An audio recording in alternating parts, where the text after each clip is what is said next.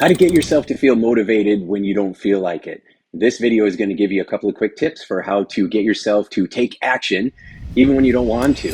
What are the country's top CEOs doing to build extraordinary teams and cultures who thrive even during a pandemic? You're about to take a deep dive into the minds of wildly successful C-suite leaders who are evolving the way that we work in the 21st century. And for a lot of us, we have to do things that we don't feel like doing. Like for me, owning a business, I got to do my taxes, right? At least I got to accumulate all the receipts and income, and then I hand it over to my CPA. And that takes time, right? So it's not something that I want to do. Maybe you don't want to do the laundry or the dishes, or you have some documents that you got to fill out or paperwork that you got to do, and or you got to try to get yourself to exercise today and you don't feel like it. So here's a couple of tools and tricks that will help you to show up and shine when you don't feel like it, which is what discipline is called, right? The ability to be self-motivated and get yourself to take action and plant those prosperity seeds without having anybody hover over you. High achievers have learned how to do this. We didn't start out this way, but we have trained ourselves to show up this way. This is the technique that I use, trying to get myself to do my taxes, right? Or anything that I don't feel like doing. So the first thing is I focus on the end result. Not what I have to do in front of me, but the end result. How am I going to feel once the taxes are done? Oh, I'm going to feel great. It's going to be awesome. I'm going to feel so good because now that's a big task that's off my plate. I can focus on getting back to helping people, which is what I love to do, making these videos for you, which is what I love to do, not crunching numbers. And so that's something that what we want to do is jump to the end and notice how good it feels when it's done. Like if you got to do the dishes, you don't think of the dirty dishes. You think about a clean kitchen and everything being in order. You think about the paperwork being completed and turned in. Oh, that's a pleasurable feeling. Our brain is always trying to gain pleasure and avoid pain. So if you are constantly associating pain to an activity, your brain is going to put it off and procrastinate. You don't want to be fighting your brain. You want your brain on your side. Most people, when they're focusing on what they're feeling stuck with, or when they're procrastinating, they're focusing on, oh, it's going to take me forever to do all these taxes. Oh, I've got this pile, I've got this pile. Or they look at the dishes and they look at everything and they're like, oh my gosh, there's so many dishes and I got to put the old ones away and put the new ones in the dishwasher or hand wash them. And what we do is we start to feel overwhelmed because we're looking at everything, right? The old story of how do you eat an elephant? If you had to eat an elephant, how do you eat it?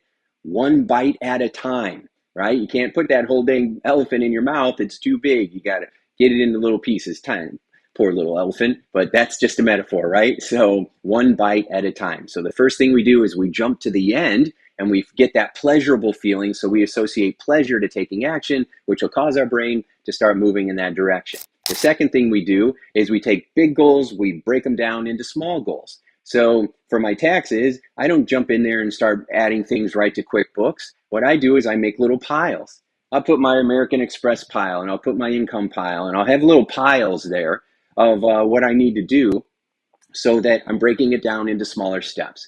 If you are going to do the dishes and you have this whole sink of dishes, you look and you find a spoon. You're like, I'm gonna wash this spoon, right? Then you wash the spoon. You're like, all right, well, that wasn't so bad. You know what? I'll probably need a bowl to go with that spoon. So then you wash the bowl. Then you're like, I might get thirsty. So I'm going to go ahead and wash a glass. And now you've washed a spoon and a bowl and a glass. And now you've made progress. And you're like, oh, heck with it. I'm already in. Let's just keep on going. Before you know it, the dishes are done. You got the clean sink. Your brain goes, yay. And then you find a technique that you use now that will help you by taking big tasks and breaking them down into small activities.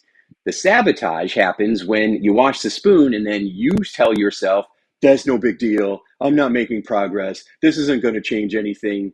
That self-talk is the problem, not the behavior. The behavior is the exciting part of it. What you celebrate, you replicate. Say that with me. What you celebrate, you replicate. So if you wash the spoon and go, yeah, I washed the spoon, right? Then guess what? Your brain's going to say, let's wash that bowl.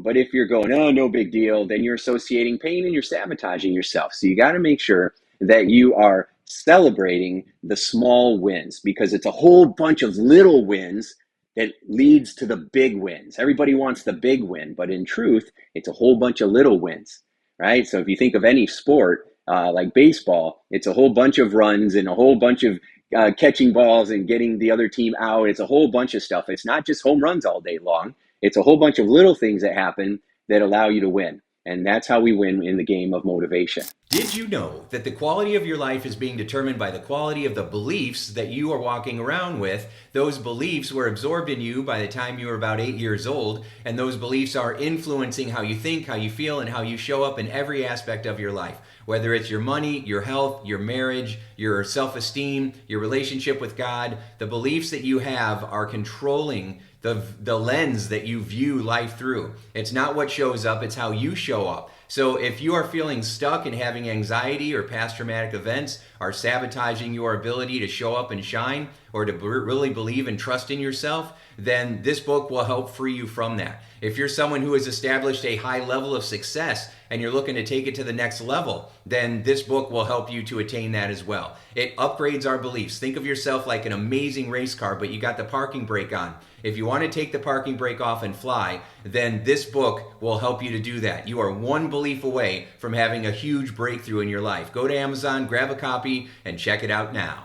Third thing you can do is you can imagine what you want, bring it closer to you, make it bigger and brighter and colorful. Really focus on that kitchen being clean and what it looks like, what it feels like, what it smells like, right? To have a clean, fresh kitchen. Or when your taxes are done, right? And you call up your accountant or you send them an email and you're like, hey, I just sent you my backup and I just sent you all the paperwork. And whew, that feels good, right? And they're like, good job, okay? And then you celebrate, because then you replicate. So you imagine what you want is up close and colorful and make it feel good.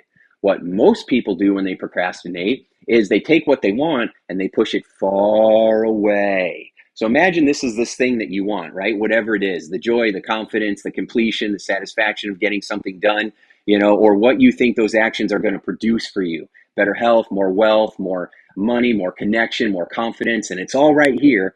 But we just keep pushing it farther and farther away from you, farther and farther away. Notice how it makes you feel inside. Makes you feel like, no, makes you feel scared or stressed or angry or frustrated or defeated. And then if we start bringing it back, no, wait a second. This is for you. This is for you. Here it comes, here it comes, here it comes. And all of a sudden you start to feel excited, right? When we want to intensify an emotion, then we've got to make it bigger, brighter, bring it closer towards us, more colorful with sound and feeling.